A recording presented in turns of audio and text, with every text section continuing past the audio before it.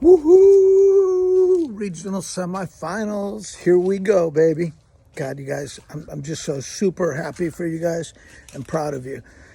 Great goal last night to win the game, and I've got some feedback for you. So, first, thanks for letting me in. Thanks for letting me be a part of this. I think it's awesome. I'm grateful for you, for it, to you. The attacking input that I would say is really as simple as this.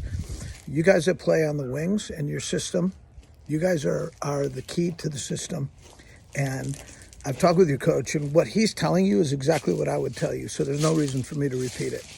Just do what he's telling you. Follow his coaching, and you will be good. Simple as that.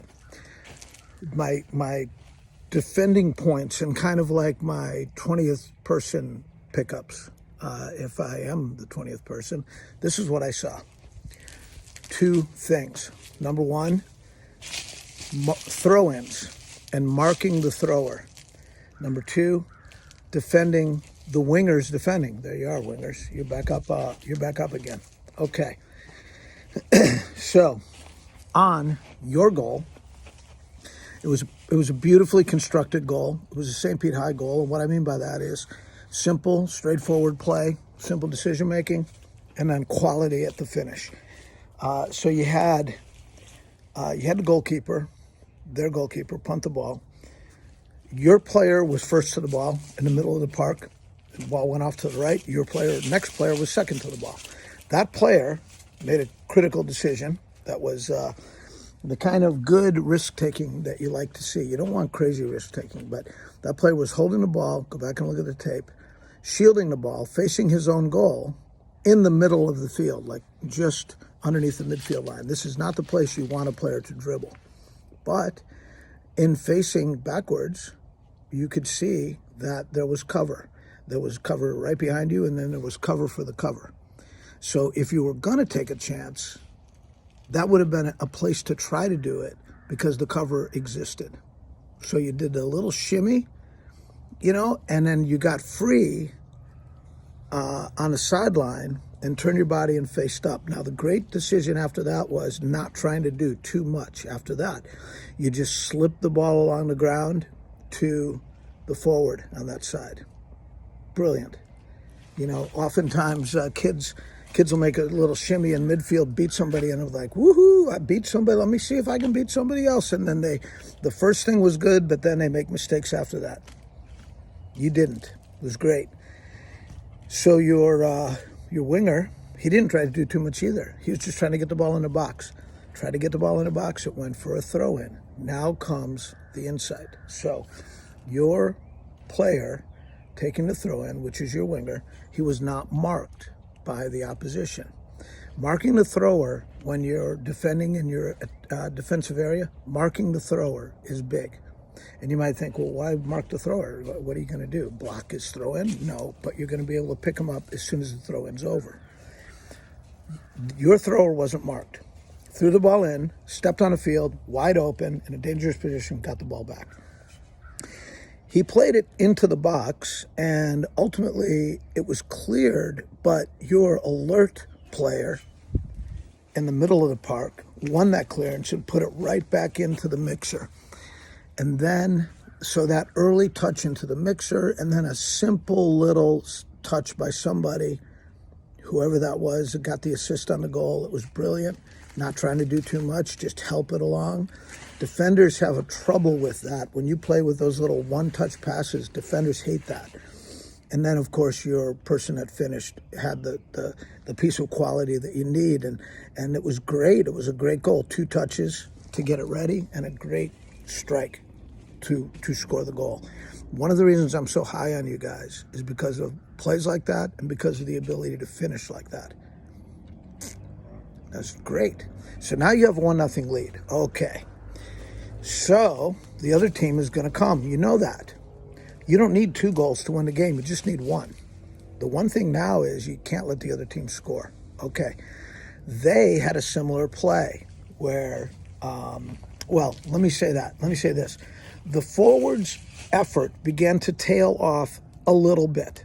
Just a little bit. It was almost like it was almost like, okay, we've got a goal, we're good, we'll get to the finish, that'll be it. If you watch the tape, whoever ran up to close down the goalkeeper before the goalkeeper cleared the ball, that led to the throw-in, that led to the chance that went off the post, so I'm going back a couple steps, didn't go at the goalkeeper 100%.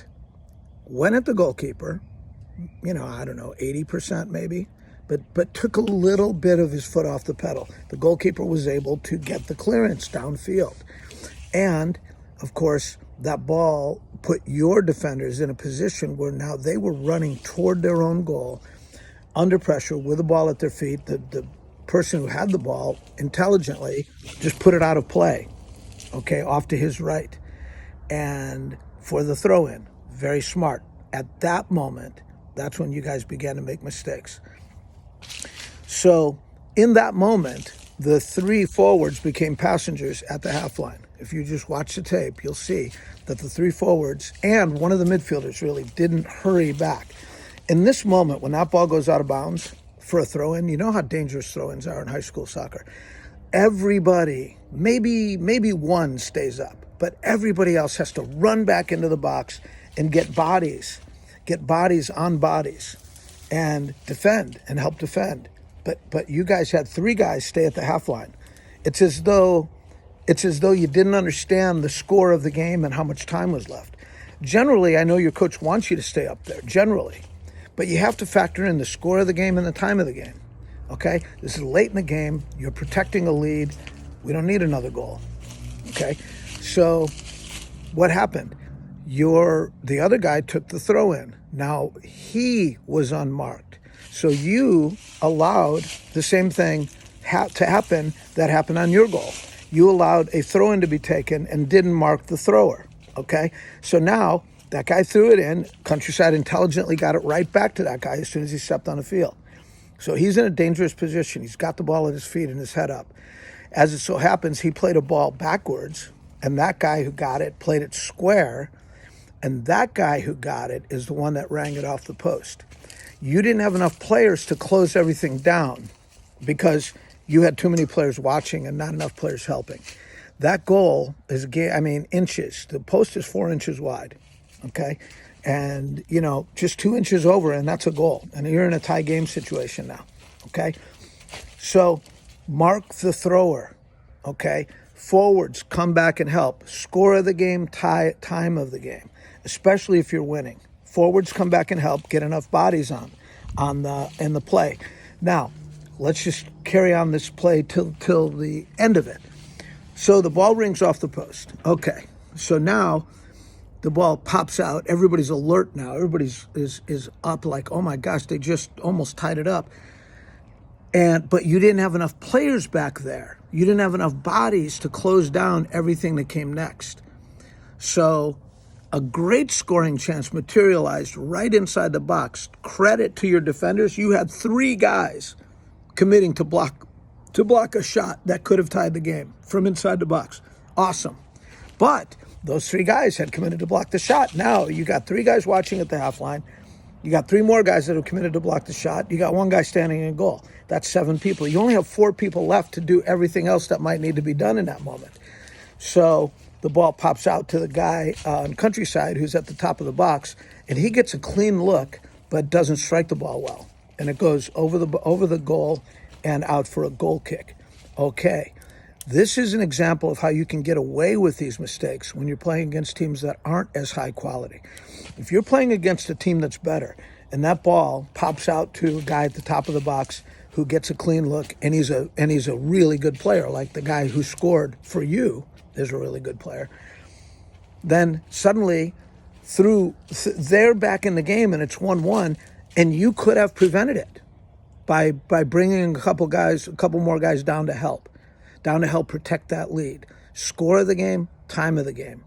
Be aware of it. If you're losing, then you don't bring them back. You need them up there. You don't want to have everybody playing defense when you need a goal. But if you're winning and the clock is running down, it's a fine line. You don't want to bring everybody back automatically because then you're letting them set up shop in your end. But when it's a throw-in, when it's a long throw-in, they've already set up shop in your end. It's now a long throw-in.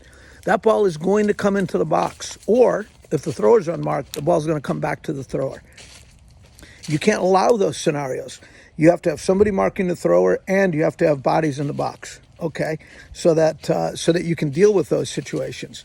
So the wingers need to be alert to those things. They need to be alert to the score of the game, to the time of the game, and how they can help. And if you do those little corrections, then you'll get past the next step when something like that's going to happen, because it does always happen. But those are my little takeaways. So to summarize, mark the thrower. When they didn't mark your thrower, you scored a goal. When you didn't mark their thrower, they almost tied it up. Okay, wingers, come back and help, okay? By the way, their wingers didn't do the greatest job of coming back and helping them either, by the way. And on the play that resulted in your goal, you can see that your guy was alert to the ball first, and the defenders the forwards on their team weren't thinking like defenders, weren't challenging for that ball that was cleared out, and your guy got there and put it right back into the mix. Okay, so that's it. That's what I got for you, guys. It's so exciting to watch you on TV, to watch these games. I'm the edge of my seat watching you play these high school games. This didn't happen when I was coaching in high school. We couldn't, the games weren't on TV. I mean, 3 years ago was the last time I coached. The games weren't on TV, but now they are. It's fun to watch you, and it's fun to be a part of this run. There's nothing like it. So listen to your coach, your wingers. Listen to your coach, okay? That's what I got for you. I hope it's helpful. And yeah, good luck. And you may hear from me again. I don't know. But that's my analysis for the game. Take care, boys.